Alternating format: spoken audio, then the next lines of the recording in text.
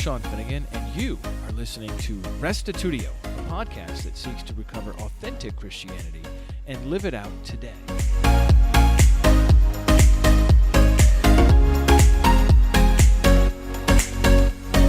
Today we are beginning an exciting new series on one of the most interesting ongoing controversies within Christian theology.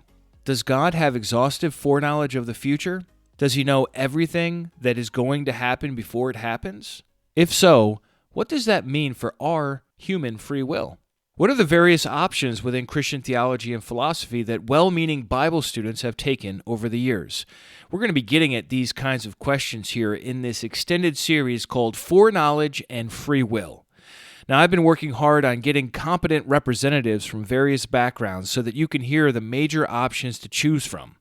As such, I've got interviews with an Open Theist, an Arminian, and a Calvinist, resulting in a 6-part series on foreknowledge and free will. And if you're not familiar with those terms, Open Theist, Arminian, and Calvinist, that's okay. We'll explain that as we go. To begin with, Dr. Dale Tuggy will give us a lay of the land, going through 7 different ways that Christian philosophers have understood divine foreknowledge and human free will. He makes the case that the notion of exhaustive foreknowledge makes libertarian free will impossible. After all, if we are unable to do other than what God knows we're going to do, then we don't really have a free choice otherwise, right? See what you think. Dr. Dale Tuggy served as professor of philosophy at the State University of New York for some 18 years. He taught courses in analytic theology, philosophy of religion, religious studies, and the history of philosophy. He has his PhD from Brown University and has authored about 24 peer-reviewed articles, and also has a book out called What is the Trinity, available on Amazon. We'll give you more information about Dr. Tuggy at the end of this episode. Here now is episode 303, Foreknowledge and Free Will, Part 1, Open Theism Explained, with Dale Tuggy. Dale Tuggy, thanks so much for coming on and spending some time with me today on Restitutio. Thanks for having me, Sean. Big fan of the podcast. Thank you. Let's talk about open theism. Maybe you could just begin by telling us a little bit about your background on the subject, like, for example, when did it first come on your radar? Well, my background was like everybody else. I was just a standard evangelical kid. I assumed that God is all-knowing, and if you know everything, then you must know every last truth about what any free agent is ever going to do. I mean, that just seems like it must be true by definition. So I just went along happily with this assumption until I was in grad school. I took a class with a super brilliant philosopher, a Jewish fellow named Victor Kasten. He's not at Brown anymore. He's at the University of Michigan now. Probably the smartest person I've ever known. He's a specialist in ancient philosophy, but he also knows a lot about medieval philosophy and philosophy of religion. When I knew him, he was just learning Arabic for fun, even though he already knew 5 or 6 languages. But anyway, he taught a class that I took on medieval philosophy. And in medieval philosophy, there was a long conversation between mostly Christian philosophers, but also some Jewish and Islamic philosophers about the compatibility of divine foreknowledge with human freedom. Okay. And to make a long story short, I tried out all the options for how divine foreknowledge could be compatible with human freedom, and they all just seemed wrong to me, and open theism was the only way out. What I discovered in that class was that divine foreknowledge as traditionally understood, where this includes everything you will ever freely do in the future, I realized that implies that no one ever chooses or acts freely because it takes away all the options. I see. Well, why do you think that if God knows the future, then it takes away human free will? I mean, for example, let's say I got in a time machine and I went 10 minutes in the future and observed that you scratched your nose, and then I came back. Did I force you to scratch your nose? I mean, how does it follow that knowledge eliminates free will? That's a great question, Sean. And I'm not going to get into the time travel can of worms, though. I actually think time travel is not logically possible, and it ruins all science fiction for me. But Yeah, I mean, why should just something being foreknown mean that it's not a free action? The line of thinking that I discovered, and this has been known to many, many people, and this is why Christian philosophers were so exercised about this for pretty much the whole Middle Ages. The reasoning goes like this. Aristotle observed that even God can't make something that has been done to not have been done. So once something has happened, it's too late to make it not have happened. Just too late in principle. Even an omniscient being can't change it. The past is just unchangeable. That's part of what it is for an event to be past. So a colorful example that they discuss, these medieval philosophers and theologians, is losing your virginity, right? What's that? Once that's gone, it's gone. Now, God could forgive you. God could make you forget it. He could make everybody forget it. He could change any physical consequences that happened as a result of this action and undo it in that sense, but he can't make it to not have happened. It's already happened. Okay. Yeah. This just seems like an obvious fact about the past. Once an event is in the past, it's thereafter settled. It's unchangeable. It's too late to do anything about it. Okay, so suppose God knows a million years ago a certain fact. He knows that you will freely choose to kick your dog in anger tomorrow. So, Sean, I know you have a temper problem. You're Irish, and Well, thanks a lot. you, I'm Irish too, so I can insult you. You have a temper problem. You know that you shouldn't be kicking the poor dog. That's morally wrong. But tomorrow, I don't know, your favorite sports team is going to lose, or something annoying is going to happen at church, and you're gonna feel like kicking the dog, and I know I shouldn't do it, but man, it feels so good. So you give in to temptation and you sin, you totally kick the dog. Suppose God knows this a million years ago. Okay, well, then it looks like it follows that you will do it. Not you might do it, not you'll probably do it. It's already been foreknown. It's being foreknown logically implies that you do it. And moreover, this is a past fact. There's a fact that God knows a million years ago that you will freely kick the dog tomorrow. That fact logically implies that you will freely kick the dog tomorrow. Therefore, the objective probability of your not kicking the dog tomorrow is zero. It's already been foreknown.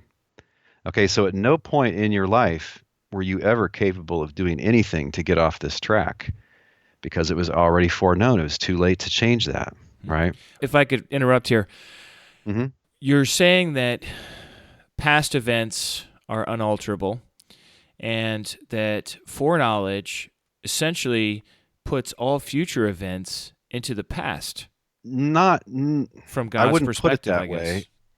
Yeah, you could say that from God's perspective, it's like they already happened, but they're still future events. So, a million years ago, your kicking the dog would still be a million years hence, a million years forward from there. But it's just the fact that it's already been known implies that it is going to happen. If it is going to happen with a probability of 100%, then even right now, the day before the temptation, there is no way for you to get off that train. It's just going to happen. Okay, and it's not just like this in my silly kicking the dog example. If God has this type of foreknowledge, he foreknows every future action of every agent, then there aren't ever any alternatives that are available to us. It's already been sewn up, so to speak, just by this past fact that God foreknows the entire future in this sense a million years ago. So everything, if this is right, if God has this kind of foreknowledge, it follows that everything that happens has always been inevitable since that moment of foreknowledge. It was going to happen with a probability of 1 or 100%. So divine foreknowledge, as traditionally understood, implies fatalism. Fatalism isn't, that there's this goddess fate that always, outwits you and makes things happen against your will. It's not that something has to happen, quote, no matter what. Fatalism is just that all events are as unchangeable as past events. I know. So you can't change the contents of God's knowledge a million years ago. Okay, well, you can't change what's going to happen tomorrow. And if there are never any options available to us as we live our lives, then it looks like human freedom is an illusion. The problem with that is if human freedom is an illusion, it looks like human moral responsibility is an illusion, because our being morally responsible for our choices and actions, that seems to just presuppose that sometimes we have options, right? And that's why we're responsible. So, for instance, if you were a mad scientist and you constructed a creature, and anytime it hears the word Dallas Cowboys, it starts punching everything around. Like if you made it that way, you can't then turn around and blame it for punching people out when it's triggered that way, right? Right. Yeah. And the reason you can't blame it is because this Frankenstein guy never had any means by which to avoid that outcome.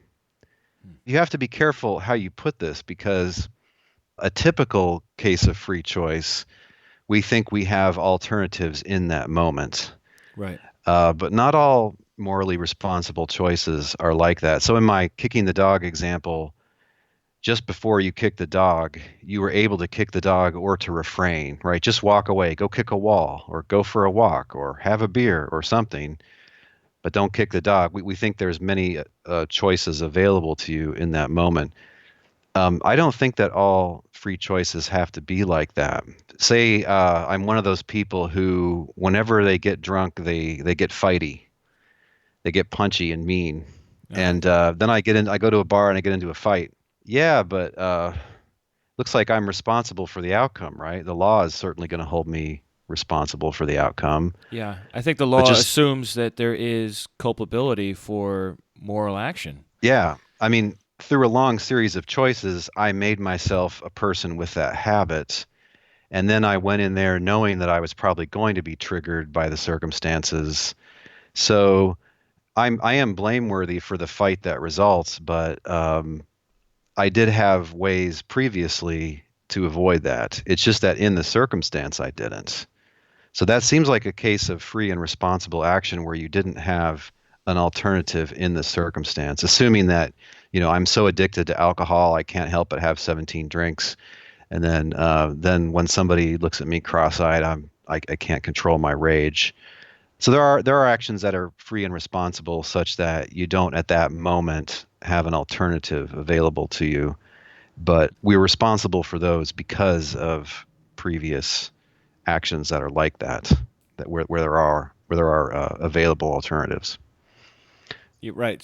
So you're saying you're responsible for getting yourself into that state where the inevitable would happen. Yeah. Even if in that moment you were basically not completely free. Yes. Yeah, we're not completely free. I mean, are we ever completely free? I don't know. There's different ways to measure freedom, I guess. Yeah, so I mean, we think that we're responsible for our actions in many cases. We think that we're responsible for our choices in many cases. And interestingly, we think that we're responsible even for what sort of character we have, at least when we're an adult, assuming we haven't been horribly abused. We think that our free choices, over time build up a certain sort of character and that we're responsible for that as well. So this is all just common sense about choosing and about responsibility. But it's not hard to see that if God has foreknown something, it's too late to change that. And if he foreknows it, it's true. If it's true, then you do kick the dog tomorrow. Given that it's foreknown, there's no possibility of your refraining from kicking the dog or going for a walk or doing anything else. So it's not very hard to see how divine foreknowledge understood traditionally rules out human freedom. And then we're off to the races with the different approaches that Christians have had to this topic. And I have several of them laid out if you want to hear those. Yeah, let's get a lay of the land. So one answer that I think that occurs to most people who think about it, and this is somewhere in the writings of Origen, the famous early Christian scholar from the mid-200s, he says basically, look, you don't sinfully kick your dog because God has foreknown it. It's the other way around. He's foreknown it because you will freely, wrongly kick your dog. So it's just saying, hey, foreknowledge doesn't cause actions. Rather, what explains the foreknowledge is the fact that you're going to do it. Yeah, guess this is true. However, it utterly misses the point, because the point was not that God's foreknowledge causes you to perform the action, but it's just that your action, this future action, turns out to be inevitable or unavoidable. It's something too late for you to do anything about. So the point really isn't about causation, it's about implication. And you can't argue with this implication. If it's foreknown, it's true. If it's true a million years ago, then it's a fact a million years ago that you will kick the dog tomorrow. And if that's 100% certain, which it has to be, then there's 0% possibility of any other outcome. So this doesn't have to do with causation. It doesn't matter what is causing what here. It's just about unavoidability or inevitability. So that's, I think, just a shallow sort of comeback that doesn't really grapple with the problem. So you're saying causation is not really the issue here? Yeah. Yeah. Now there have been a few philosophers who have thought that God's foreknowledge is the cause of everything that ever happens. Maybe some Calvinists would say that, but that's a pretty potent kind of fatalism. There are different reasons why you might think all events are inevitable. So there are different reasons why you might be a fatalist. But you don't need to make a point about God's knowledge causing future actions for this to be a difficulty. I see. So, okay, if that's no good, what are we supposed to do? Another popular option that you see in Christian philosophers like Boethius and Thomas Aquinas is to apply a piece of theology that I think really ultimately derives from Platonism and Neoplatonism, and that's the idea that God is timeless, so not everlasting. Right. It's not that he always has existed, exists now, and always will exist. That's what philosophers call everlasting. That's what I think is true. That's not what they're saying. They're saying God is timeless. So it's not even true to say he exists now. It's not true to say that he's always existed. It's not true to say that he always will exist. It's just he timelessly exists. And so change is just in principle impossible for God, any kind of change.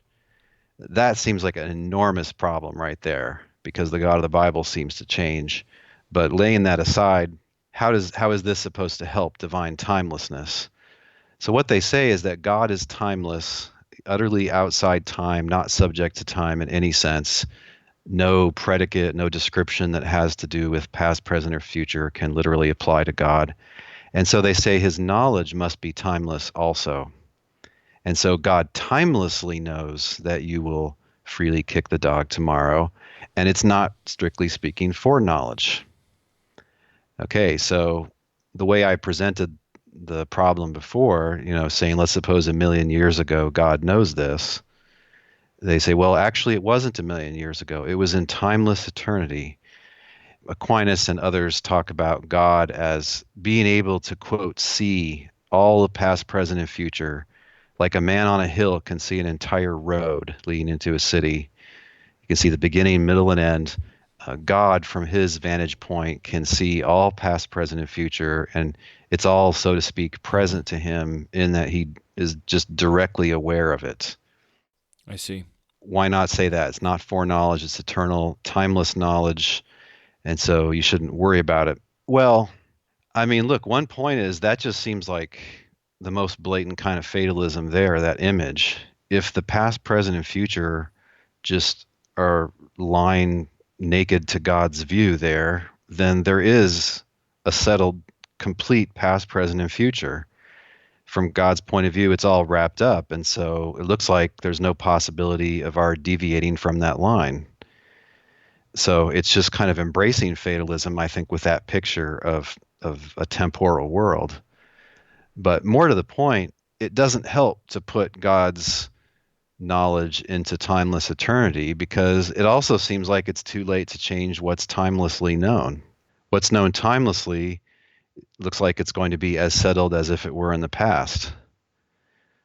So it just doesn't help at all. It's a complete whiff. If you think that God knowing a million years ago is unchangeable, and therefore it's unchangeable that you're going to freely perform this action tomorrow, well, you're going to think that in timeless eternity, God knows that you're freely going to do this tomorrow. It's too late to change that. So it's going to come out inevitable either way. Right. So you're saying there's not really much of a difference as far as the whole question of free will is concerned. Yeah, exactly. And by committing to God having this vantage point on a hill, seeing the entire line in front of him, that implies that the entire line is real. And that's a view of time that philosophers now call eternalism, that past, present, and future are of equal status.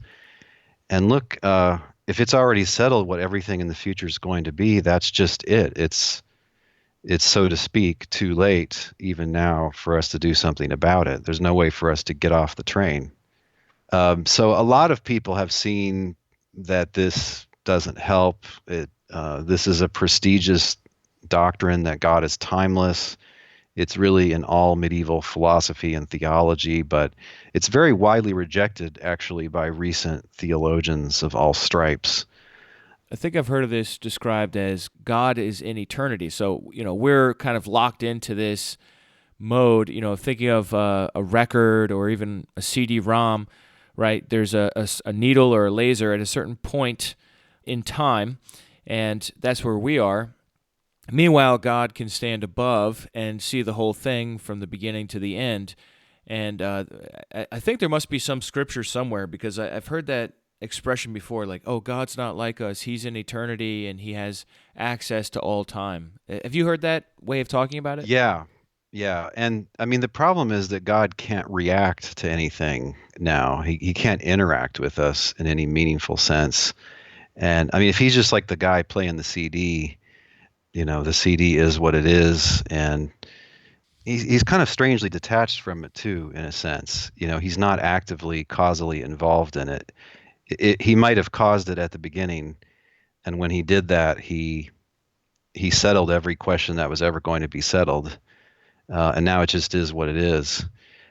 I'm not sure this is coherent at all. Look, the way people imagine this is they have like a timeline, and then they're thinking like God's floating above it somehow, but you can't get away from time in a certain portion of space. Like you can't go far enough away and then you're not in time anymore.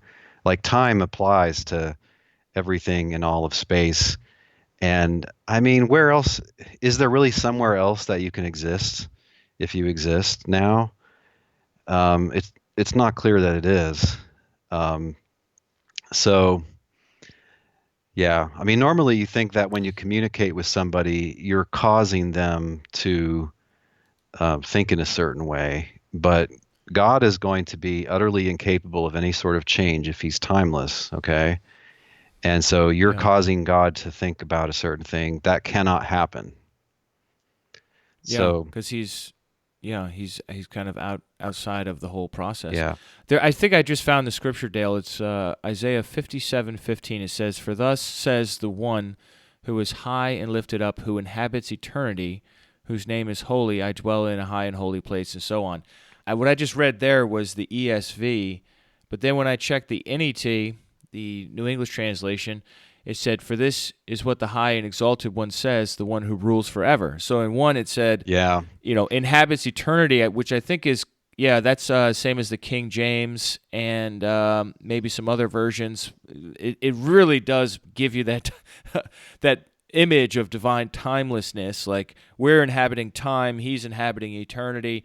But the NET argues, and this is a recent Bible from Dallas Theological Seminary, it argues that that's just not at all the correct translation here. So, I mean, that might be one of these things where somebody reads one verse out of Isaiah and says, and then builds a whole philosophy on it, and it's a verse that could be translated different ways.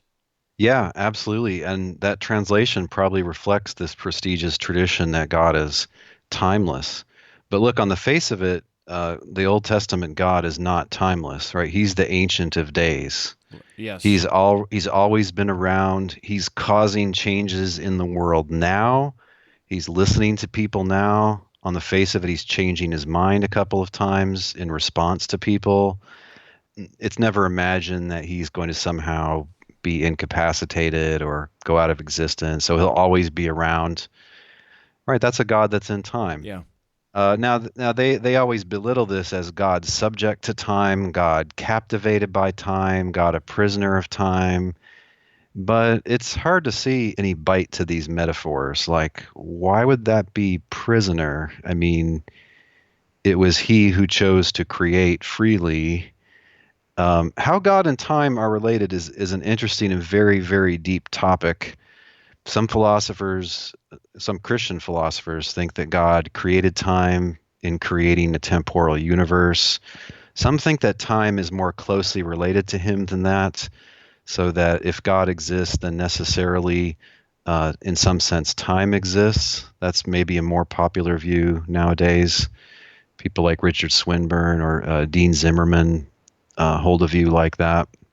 It's a deep topic. Time is a difficult thing in philosophy. There are philosophers who pretty much just philosophize about time, and we could talk about different ways of approaching time, but we should probably move on to theories that people go to when they realize that this Aquinas view that God is timeless just doesn't help with this problem. Are we going to talk about middle knowledge?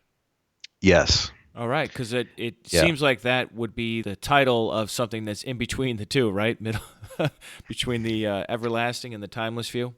Well, the reason it's called middle knowledge is because the theory, and this is a brand new theory. It doesn't exist in the ancient world or in the early medieval world. It was thought up by a guy who was a Jesuit named Luis de Molina, who died in the year 1600.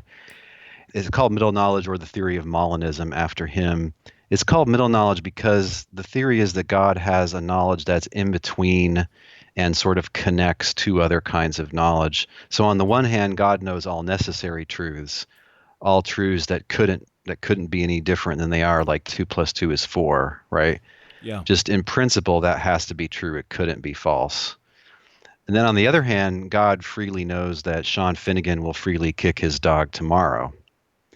That's not a necessary truth. That's a contingent truth. And, well, gee, how could God know that if, as we stand today, you're still free to kick or not kick the poor dog, right? If, as of now, both options lie open, how is it that God timelessly or a million years ago knows this? And so his contribution is to theorize that there's this thing called middle knowledge, and philosophers now call this set of truths counterfactuals of freedom. Okay, and this gets weird and abstract, but and it leads to a certain view about divine providence. So it's truths of this form: if creature A were in circumstance C, then A would freely choose to do some action D.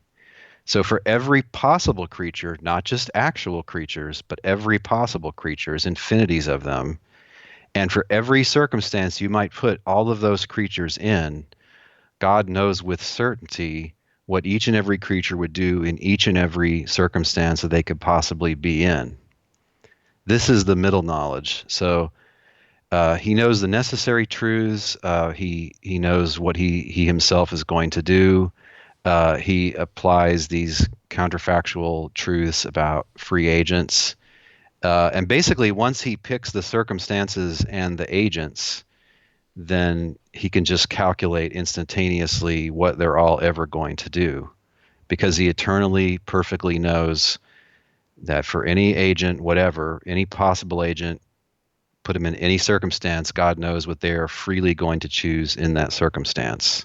That's just, on the face of it, sounds like a contradiction. He knows what they're freely going to choose. If he knows it, how is it free?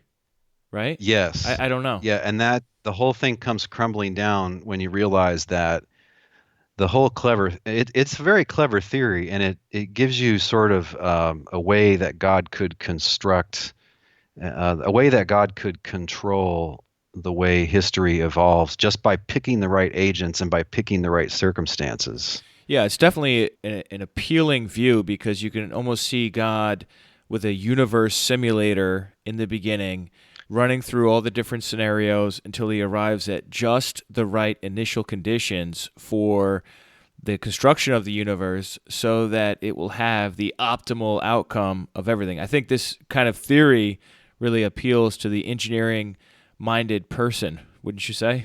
Yes, yes, and clever people like William Lane Craig go all kinds of strange places with this, and the Catholic philosopher Thomas Flint.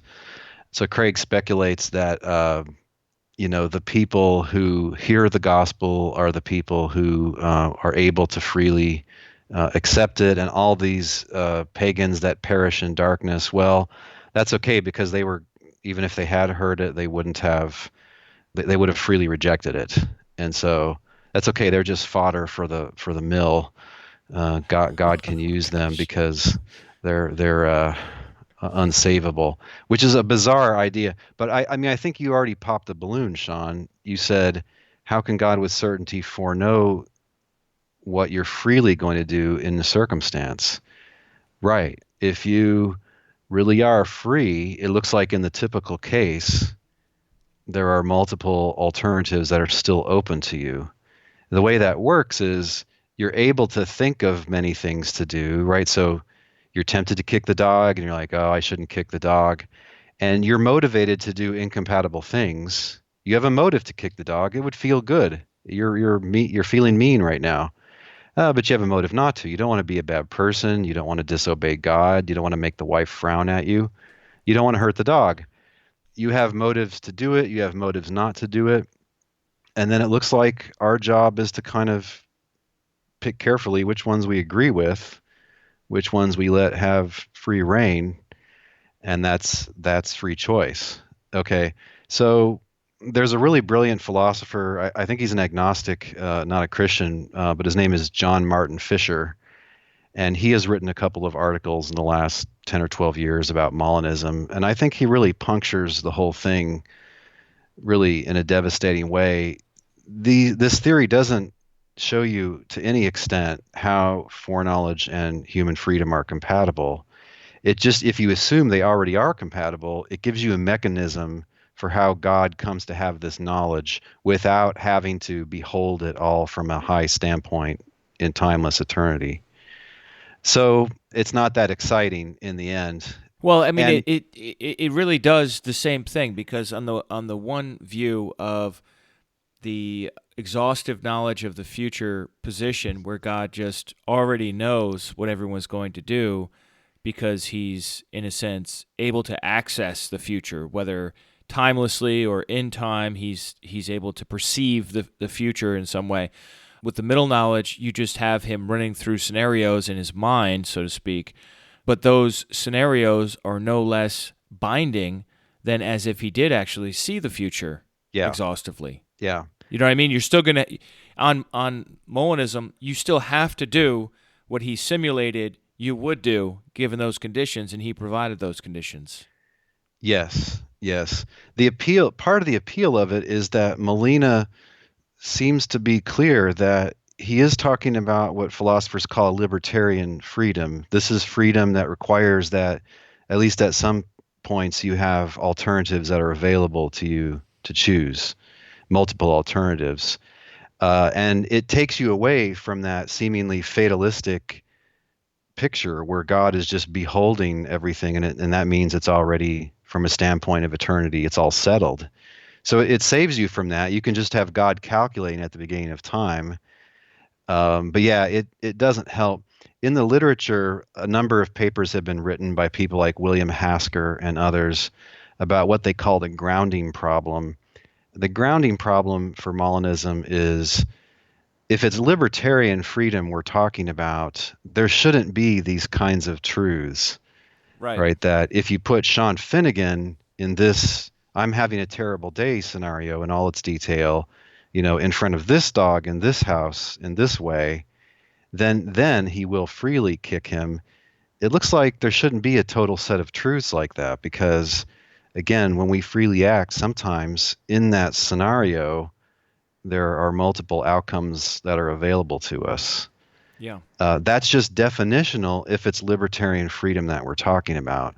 So basically, all the philosophers who love this theory, and again, it's very clever, and you can try to spin out sort of how divine providence is supposed to work in various scenarios with this theory. They're all mushy and I think unclear about what is demanded by libertarian free will. And they seem to be okay with everything we choose being inevitable beforehand. So long as God's not causing it, or the laws of nature in the past don't determine the outcome and things like that. If you hold this view and you say you believe in libertarian free will, I don't think that's a coherent position. And probably you're not too clear about what libertarian free will entails. Well, it sounds like you have to presuppose determinism in order to somehow conjure up libertarian free will, and to me that's just too. That's not a paradox. That's just a contradiction. It is determinism in the sense, Sean, that in any scenario, there's only one thing that can happen next. Right. Yeah. That's what I'm saying, is that you're presupposing that putting quote unquote free moral agent in a situation will always have a predictable outcome. Yes. That is the determinism I'm trying to say. Now, this doesn't really differ much from my atheist friend who says, well, actually, there is no such thing as free will because it's all reducible to neurons and even the same terminology, initial conditions that someone is in.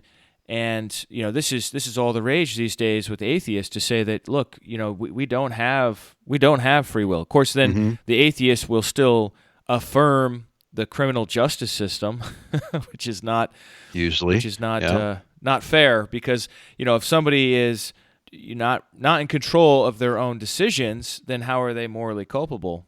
Yeah, they'll just probably give a non-moral justification for the criminal justice system.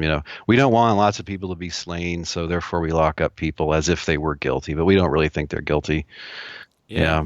But that Molinism view sounds just like what an atheist would say.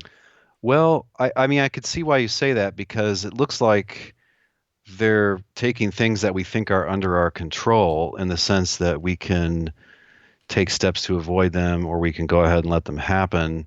They're taking things that we think are under our control, and they're saying, actually, they're not really under your control because they're the product of things that happened before you even existed, right? So if all the physical facts from the year before you were born, if all those physical facts and the laws of nature, which of course you can't change, if the laws of nature and the past from the year before you were born entails that you're going to kick the dog tomorrow, that's just it. You can't avoid that. It looks like it's not a free action anymore.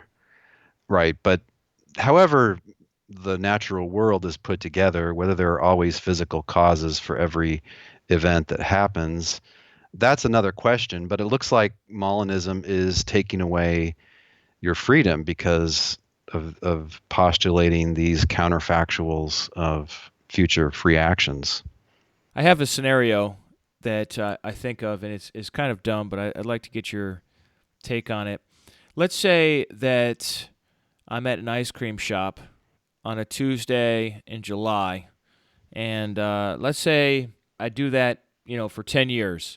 Every, first Tuesday in July, I go to the same ice cream shop, and every time they have all the same different options. So, say there's like 20 different flavors of ice cream. In that scenario, I have, just speaking personally, I have certain preferences, right?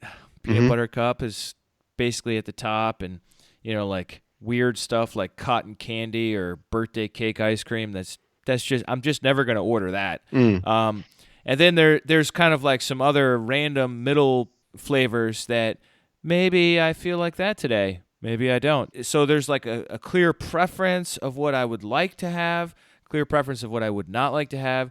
Then there's a few in the middle there where it's like, well, maybe today I feel like doing a little cookie dough, and in the same scenario, obviously we can't repeat the same exact scenario multiple times to prove that I would choose otherwise, but we can, do it every year, and, that's not perfect, but it's something. And, would I, just thinking to myself, would I, in some of those years, get peanut butter cup and in other years get something else? I think I would definitely not be fixed on just like one thing.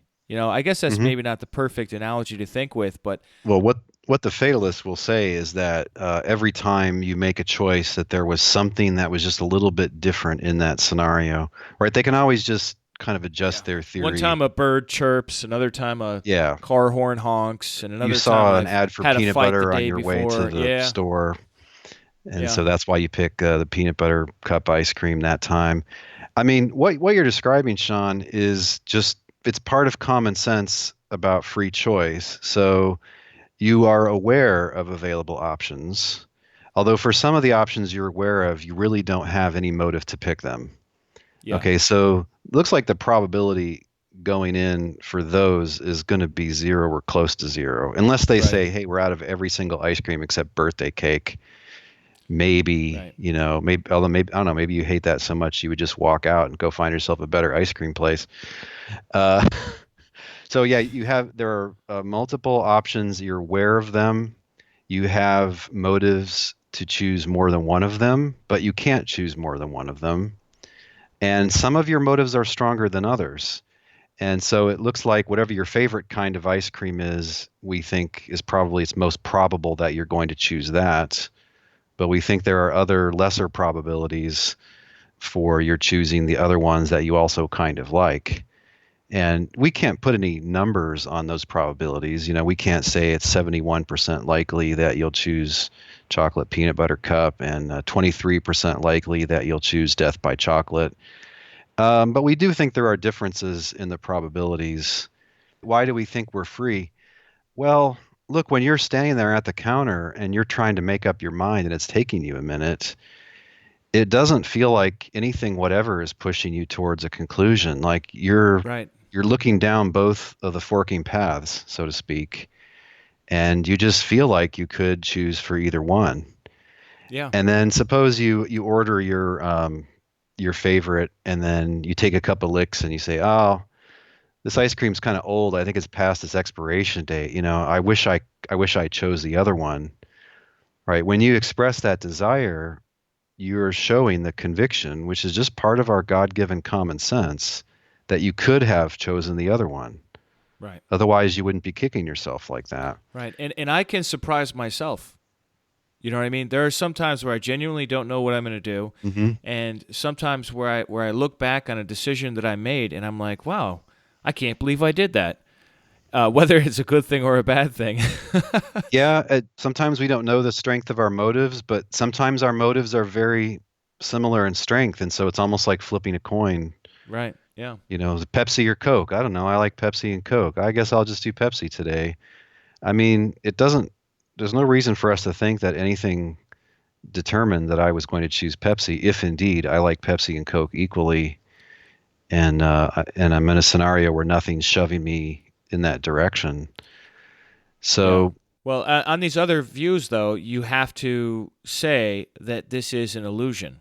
yes, you have to say that all of this is an illusion, and the person like the Calvinist usually likes to insult us and say we think we're godlike and uninfluenced and so on, and that just the buck can stop with us. And I mean, there's nothing godlike about it, right? Because you can influence your motives. I can influence your motives, right? If I'm in the ice cream parlor with you, I could lie to you and say, "Hey, Sean, I think I saw that guy spit in the chocolate peanut butter cup." Right. And then your motive goes, it goes from 85% likely down to 0% likely. Like you're just not able to choose it anymore. Or the salesman behind the counter, hey, this is a really great batch of death by chocolate. He might just raise the probability of your doing that. So it's not like we're standing free of influences. We're influenced constantly by things inside of us and outside of us, both by circumstances and by people around us, and by God and other unseen spiritual forces, I might add. Hmm. It's not that we're free of influence. There's tons of influence. It's just that once you add up all the influences, sometimes there are still multiple courses available to us. That's common sense. Right. And it does raise the question, why or what kind of God would create a universe where everyone is so deceived into thinking that they do actually make their own decisions? Mm. Yeah. right? I mean, that's a whole nother kind of meta question, but it does need to be asked, like, why does he build into the system this illusion so strongly that regardless of your faith position, you just kind of default to this unless you have a strong belief to the contrary, depending on what position you're coming from. Yeah, and I already mentioned regret, just, oh, I wish that hadn't happened. I mean, the fact that we feel that so often shows these convictions about free choice built into us by God. But then a related point is just about guilt. So say that we commit a sin, we typically believe that either right before or maybe further back in the past, if we had done things differently, we could have avoided that sin. And so we feel guilty. And look, if you feel that it was just always inevitable that you were going to kick the dog today, I mean, I guess you shouldn't really waste a lot of time feeling guilty about it. It was just going to happen no matter what you had done for your entire life. Yeah, absolutely.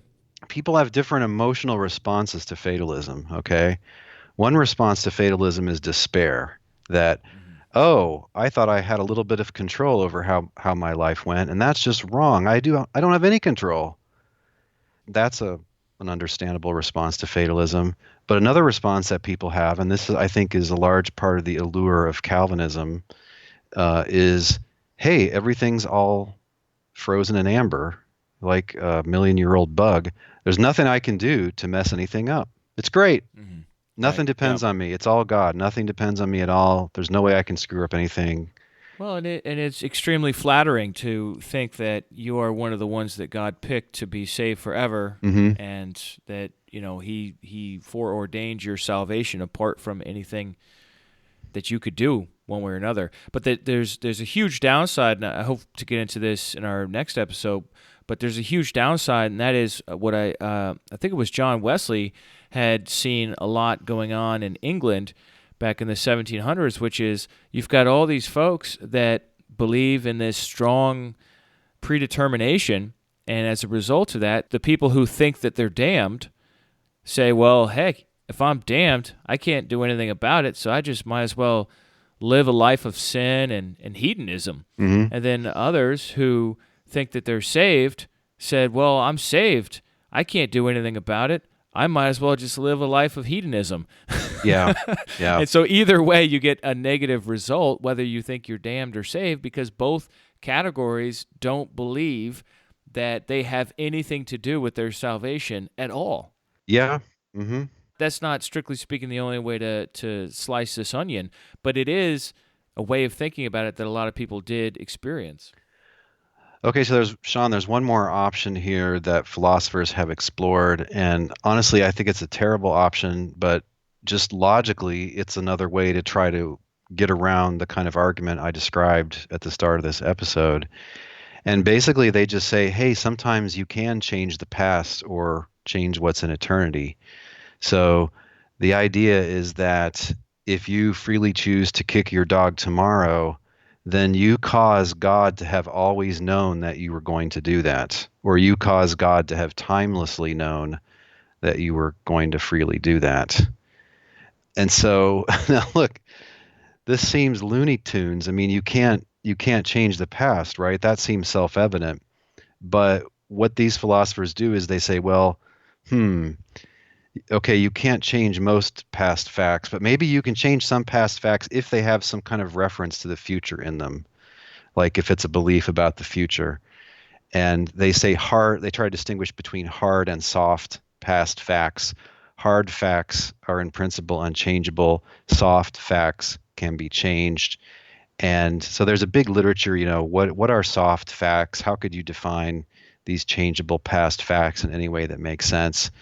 And I've just never seen an example of a changeable past fact that seemed plausible to me. I mean, look, here's maybe about as plausible example as I've ever heard.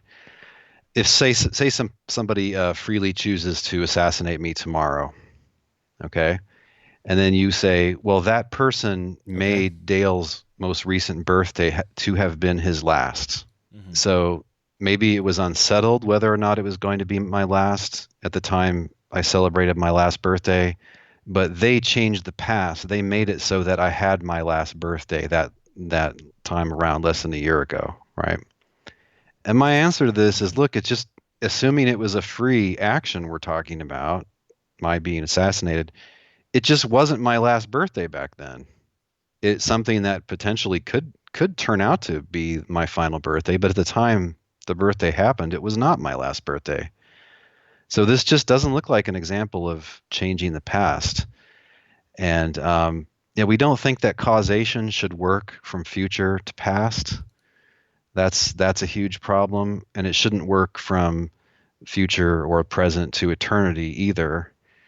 So this view just seems to be denying the obvious, which is that in principle, it's too late to change anything that's already happened or to change what's in timeless eternity. It just seems like it's denying that purely just to get around this problem. But yeah, this is one that comes up time and again. Why not just say that I caused God to have freely known that when I made my free choice? Like, he didn't know it 10 years ago, but I made him to have always known it tomorrow when I make my free choice. That's crazy. If he always knew it, then he would have known it 10 years ago. So this just seems to be a bad solution. Logically, it would do the work, but it just doesn't seem like it could be true. So I wouldn't say it's a popular solution. Okay. And there's one more just to mention briefly. It's what I call mystery mongering. Yep. Just, hey, God foreknows every future free action. And yes, that does seem to imply that there are no free actions. So it seems like there are free actions, and it seems like there are no free actions. What are you going to do? Well, the problem is we all know that we sometimes choose and act freely. I mean, this isn't really a debatable thing. Yeah. With other people, you can always wonder, were they abused as a child, or was there some unseen force that took over them, or are they secretly mentally ill? But, in my case, like if I commit some everyday sin, like I know that I'm responsible. I also know that in many cases I could have avoided it just beforehand if I had made better choices. We just, so to speak, we sense the available options in front of us. We can feel them, so to speak, pulling at us. And we can also sense that we're kind of free in which one we choose to go along with, right? So this is part of common sense, and it's presupposed in the Bible. It doesn't look like it's rational just to say, oh, and by the way, this is all wrong too, or it seems like it is, and just leave it at that. I mean, there are things we don't understand about God, sure, but that doesn't mean that we can accept just any apparent contradiction that comes along. Yeah, exactly. All right, well, so we've covered the different options, right? Yeah, there's 4 or 5 or 6 of them. Yeah, I mean, the other one is open theism. So saying just when it comes to you're kicking the dog or not, as things stand now, there's no fact about what's going to happen. There are multiple possibilities. Right. There are surely even probabilities. You're kicking the dog may be very likely or very unlikely, given the circumstances that are going to be and how your character is, what your habits are, and so on. And that God is he knows at any given time everything that's true, whether it's about past, present, or future. And so he's all-knowing. In fact, God is necessarily all-knowing, but the contents of God's perfect knowledge are changing as history goes on. So right now, he knows what the probability is of you doing this action tomorrow. The second it becomes inevitable, he knows that. The second it happens, he saw it coming just before, right? Because he doesn't have any processing limits on his thinking power, unlike a computer processor. Right. So it's just that being omniscient turns out to be different than we assumed in a world where there are multiple future possibilities, and as time goes on, some of these possibilities are closed off and other ones become part of the actual history of the world. And so that's called open theism. The way it's put usually by its enemies, and the hate for open theism is surprisingly strong.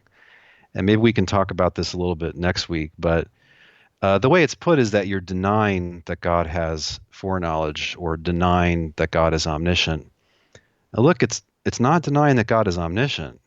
He knows everything that's true the second it's true. It's that there's no truth of the matter about what you're going to freely do tomorrow, because both are still possible. There will be a truth. The deposit of truth gets added to as time goes on, according to this.